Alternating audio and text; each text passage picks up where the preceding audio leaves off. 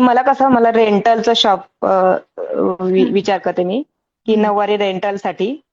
तर मला ते ऍक्च्युली जास्त महत्वाचं आहे. म्हणजे रेंटलवर कसे माप त्याचं वेगळं राहतं ना, फ्री साईज. हो, हो, त्याचाही एक व्हिडिओ आहे, तो पण मी ग्रुपवर हा टाकेल.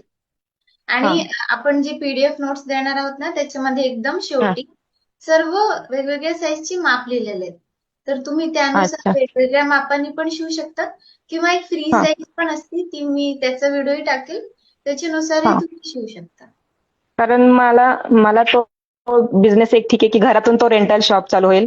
आणि मी पुण्यामध्ये राहते तर ते घरातल्या घरात होऊन जाईल असं हो, सोसायटीमध्ये. आराम. छान हा. सुरू होईल तुमचा बिझनेस नक्की.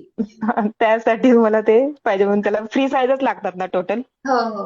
जास्त करून फ्री हा साईज असते.